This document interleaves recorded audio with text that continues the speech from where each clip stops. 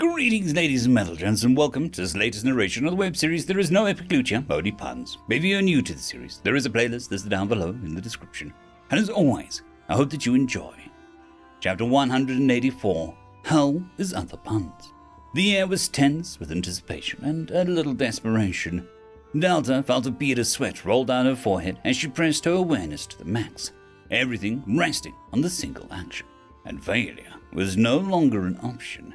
Every iota of her soul was dedicated to this task before her. As the seconds passed, she could feel immense pressure building. The room deadly silent, as everyone was also completely enthralled in the task. Food stall, snakes in pipe, flying rug merchant, she hissed mentally, pushing herself to go faster. How could there be so much to sort through yet yield no result? Her soul, her very being was poured into this task.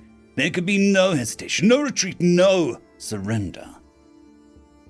He's by the dancing sword swallowers who are collapsing into a pile, New interrupted, sounding exhausted, and Dartha let out a scream of frustration as the silent Libro golem pointed to New in victory, turning the page of Wherever's Walrick.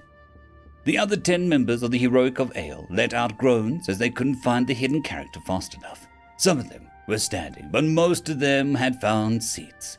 A selection of poofy pillows had been gathered in the library as people drank in special sealed sippy cups to prevent spillage, as the golem seemed happy to be doing something.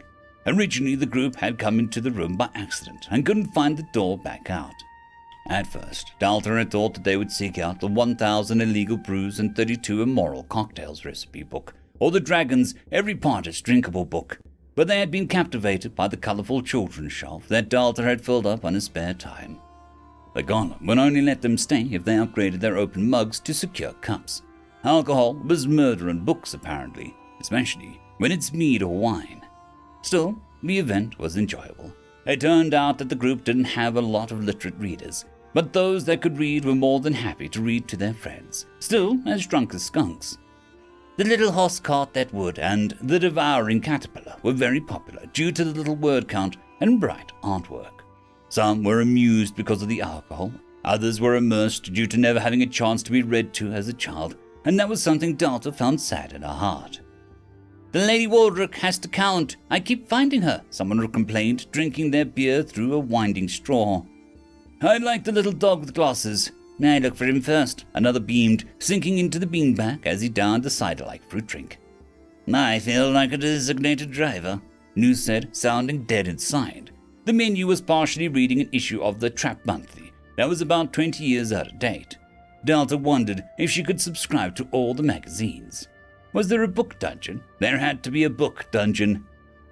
You should get Prim in on the fun, Delta beamed as she tried to tease New into letting his hair down.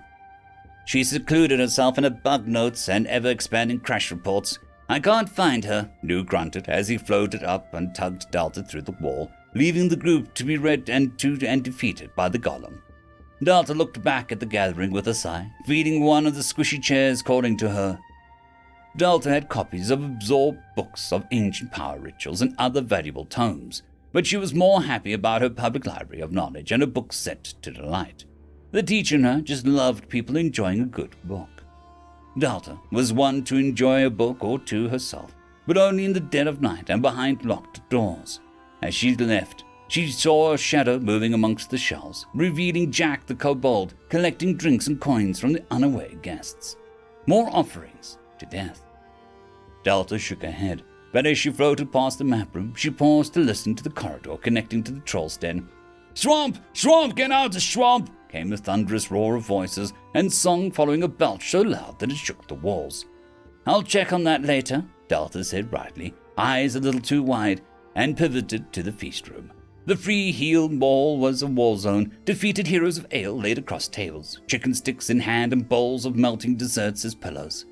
Vera was sweeping a few of them into a pile in the corner where blankets had been haphazardly tossed over a few of them. The power of the food had claimed more than a few of the group, due to the fact that they couldn't stop eating, and soon the mixture of alcohol and a full stomach brought on a fitful sleep. The impressive thing was that their ability to tolerate mana of the dungeon was so deep that they could perhaps spend the whole night on the floor with no ill effects.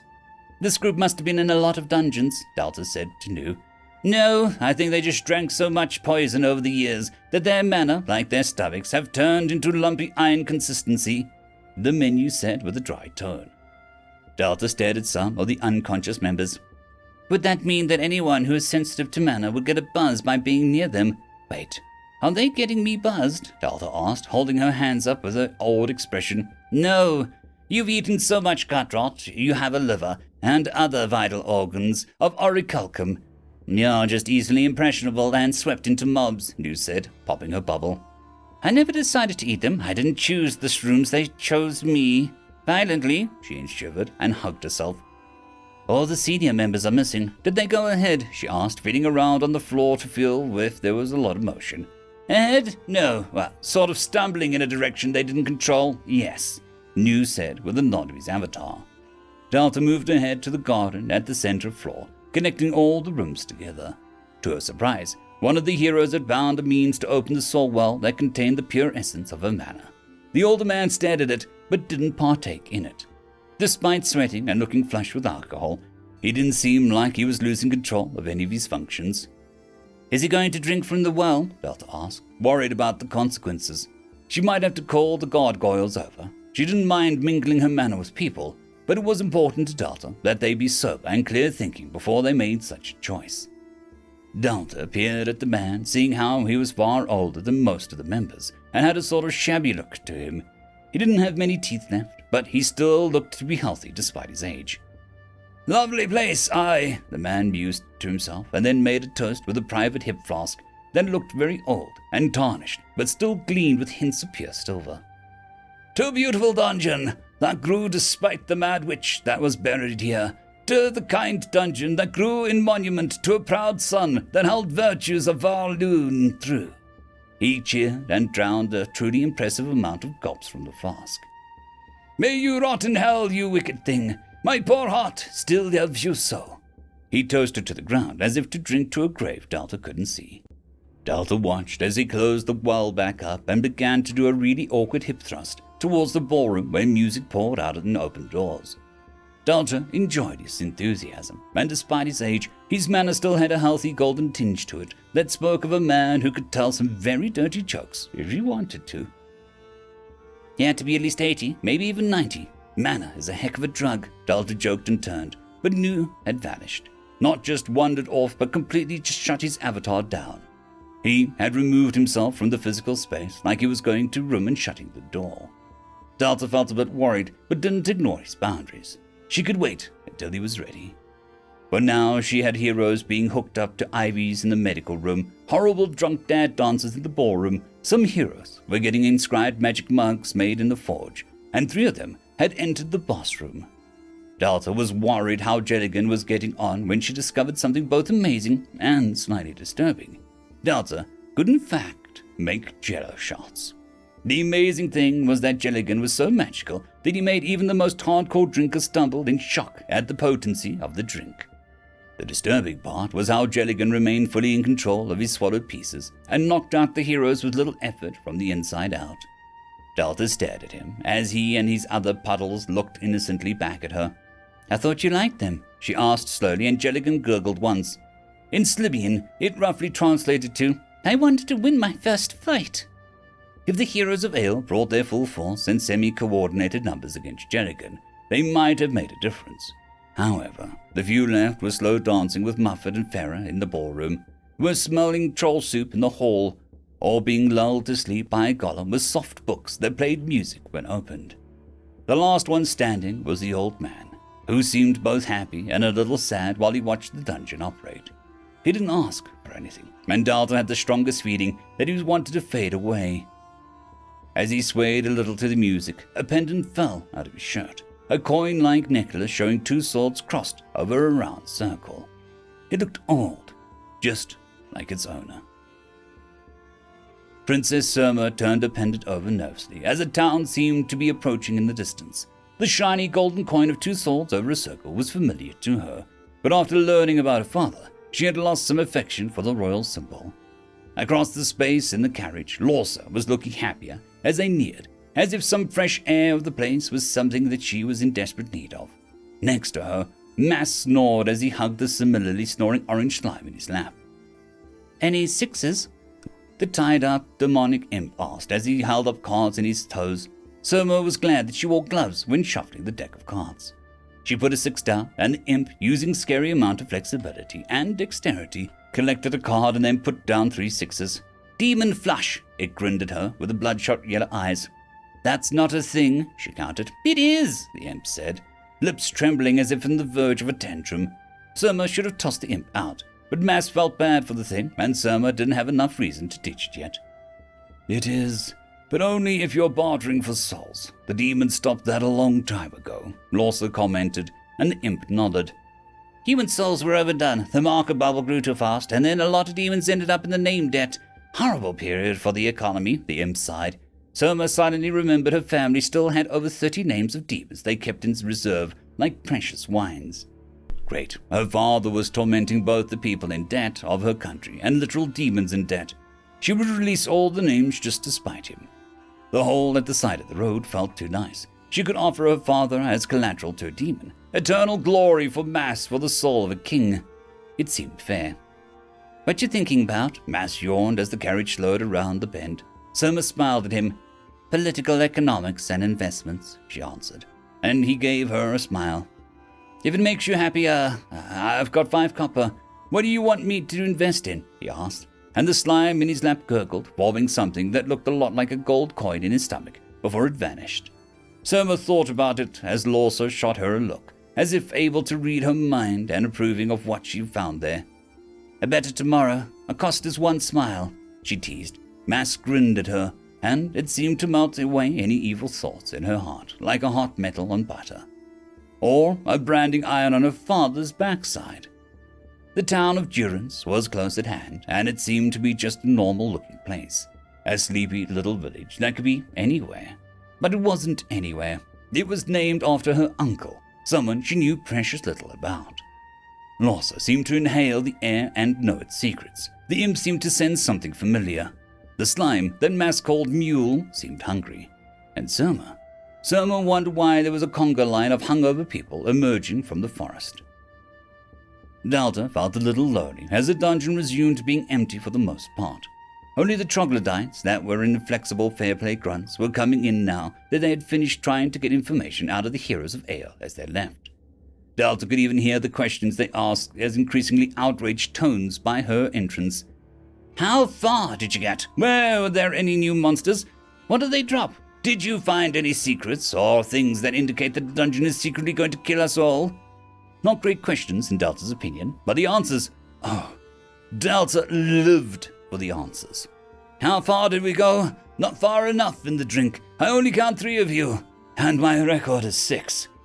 The only monster around here is the headache I'm going to have in the morning. It can be slain with a greasy breakfast. The dungeon is plotting to keep us here forever because I am in love." "I got 8, wait. You didn't ask me anything, what? You don't think I'm good enough to be interrogated, you white pajama-wearing rear end?" Perhaps not the answers Fair Play Company were hoping for, but Delta found them all very reasonable. The heroes of Ale might stick around for another try or 2, but Delta would understand no. She would insist that they moved on before long. They were a treasure, and Delta simply couldn't keep them to herself. That and Farah might revolt. Life was a party, and Delta, she was just a small part of that. They would go where they had to go. The heroes of Ale were not the heroes people needed, or perhaps wanted at all. But they were going to come anyway, because booze didn't grow on trees. It appeared in pubs after payment. She hummed as she managed to find a small moment between Fair Play people to install a new feature in the Hog's Head bar. It was on the wall that was a little in shadow, but Delta wanted it to be noticed by the right people, not just anyone. A medium-sized painting of men and women along a table, each holding a glass of wine or a mug of ale, with the old man she had seen in the middle, with his arms stretched out. The sun was high and the day was young, and the lightings gave it an almost sacred feeling to those that gazed upon it after 3 or 4 drinks. It was called the first drink. Delta winced as wine worked over a group of Fair Play people an hour later, her hangover making her usual cruel mood into a vicious snarl of vibe. The men in white were flung about, then crushed under the root-like heel. She did have to admit that Fairplay was making progress. They had begun to shift and only used force when it was deemed doable. It was a little disheartening to see that they disliked dungeons so much that they would refuse just to experience the place. But Delta knew that not all dungeons were like her, not even close. Between the drunken rambles of the heroes of Ale and the inside source they whispered about, hints about her second floor were beginning to leak. There was a slight flaw in her second floor that Fairplay could just continue throwing numbers at her floors until a workable solution could be found. They made their work twice as hard, but she had noticed more and more Fairplay teams were beginning to bend in regards to the rules. Some of them didn't even try to murder the pygmies this time. It took a little effort on Delta's part to ensure the pygmies didn't murder them all one by one like a horror film when they trampled over the monuments to her. But Fairplay wasn't the only one entering the dungeon. More and more outsiders were appearing, and they weren't novices like Kemi and Estelle's groups. She rubbed her head as YM has taken down simultaneously in 2 different mirror dungeons, not by Fairplay, but by adventurer groups who had turned up with some real experience under their belts.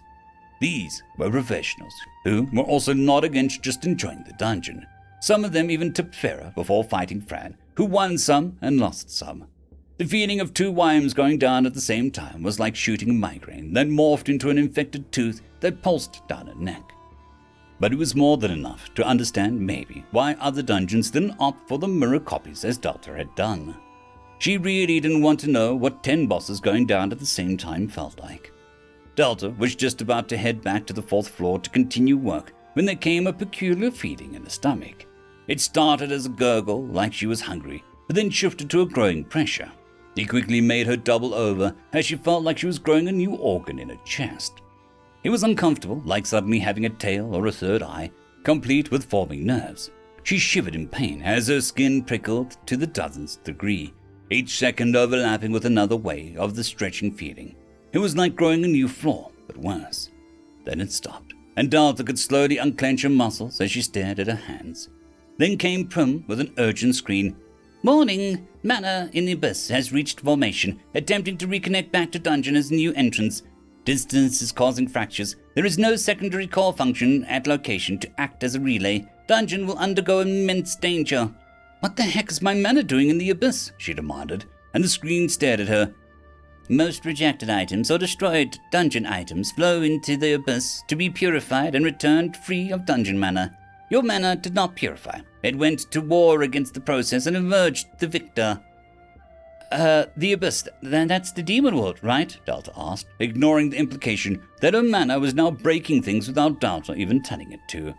"Correct. The new entrance is trying to breach unfathomed spaces between this world and the abyss.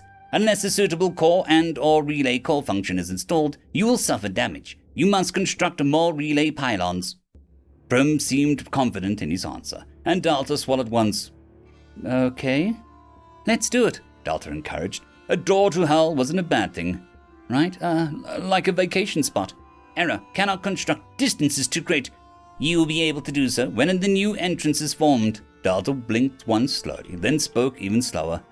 "But then I'll be torn apart," she said, almost cautiously. "Correct. You need the entrance to control the mana, but having the entrance will most likely tear you apart. So I can't build it if I want to, and I can't stop it either. Can I turn my mana off?" she asked, feeling a surge of panic rising in her. "No." Delta had a horrible image of her ballooning up like a sausage, and then promptly exploding all over Durance. Fairplay would be happy at least. "However," Prim's scream interrupted Delta's inner panic for a moment. "A secondary temporary core is arriving at the location shortly." Delta tilted her head for a moment. "I have a secondary core in hell?" she questioned, not sure if she was even surprised by this point. Not quite." "It burns, it quacks, it hisses, it quacks, it rains in hell, it quacks," Beta said, almost devoid of emotion as she trekked through the dark world where geysers of fire occasionally erupted from the ground. On her head, a black duck quacked along. Beta's eyes looked haunted, and she stopped near the rock as a near-dead tiny plant grew on it. Its brown limb brittle, it danced in an ash-filled wind, like it was tempting her. Beta stared at it, then screamed, sending the whole thing on fire as she raged. "It hides in a tree, it'll quack," she screamed in monstrous anger. The black duck on her head merely nodded. She turned back to the screen nearby her, It was covered in a little puppy and kitten paw prints. She glared as it glowed bright with a pale red light. Around the edges, vines and thorns had turned to stone and were flaking away slowly. Beta's Magical Menagerie, version 2. Important quest: rescue your beloved teacher from the consequences of her own actions. Reward: orange mushroom cap hat for all transformations. Still don't trust you at all? I really don't, she whispered, hands clenched, changing into black claws. The screen flickered. I've accepted that, and I will never bother you if you wish after this. Please, just help Delta, sister. Also, I don't know who Delta is. Is she going to help me escape here? Is she smart and stuff? Beta grunted, and she trudged through the sand and ash. Indeed. So, I can trust her to take care of something delicate like the world tree. Beta pressed on the screen. Yes. You hesitated. Beta twitched, but looked up at her escort. What do you mean you heard she was bombastic from your prince? You guys are literally monster dragons that are also ducks. How can anything be bombastic to you all? Beta demanded, throwing her hands up. Her screen just blinked. Just don't mention the mushrooms when you meet her, sis. Why would I mention that? Beta trailed off. As the distance, the ash storm shifted to reveal a massive black pulsing mushroom cap that was crackling with a dark orange lighting, trying to grow up to somewhere beyond this world. In a few seconds that Beta watched it, it let out a thunderous boom like a voice. What time does a duck wake up? The mushroom bellowed. Beta stared. At the quack of dawn, it finished. Beta turned in one smooth motion. I'm going back to Hal Pond for 10 more years, she said bluntly, and she started walking. Wait, she needs you. The screen tried to stop her. I don't need that. Beta jabbed a thumb over her shoulder. I'll improve your reward. No. Triple reward. No. Beta's footsteps crunched in the sand underfoot. I'll introduce you to someone who can hurt the tree. He lives close to Delta, the screen said, and Beta rose. No one can hurt the tree. It's too powerful. Even I can't. Not sure I can, Beta said quietly. This one can. Chris Fire Smasher has dedicated his existence to it. He has the means. Beta turned around to stare at the epic mushroom towering in the horizon. Fine. Beta sounded calm, but her eyes were shifting into a dozen different forms a minute. Beta didn't hope. She didn't dare let that stupid feeling bloom in her heart ever again. But she didn't reject the idea. Where do tough ducks come from? Hard-boiled eggs. Beta gritted her teeth. She truly was in hell. End of chapter. I'd quickly like to thank the T5 peeps. Vitmori, Terran on Air, Cold War Boomerwaffen, Severin Cerberus, Red Panda 121, Leslie 517, Bushmaster 177, Caspar Arnholtz, Cam Maxwell, Lightsjock, Dragzoon WRE, Lord Azrakal, and Arcadian. Thank you.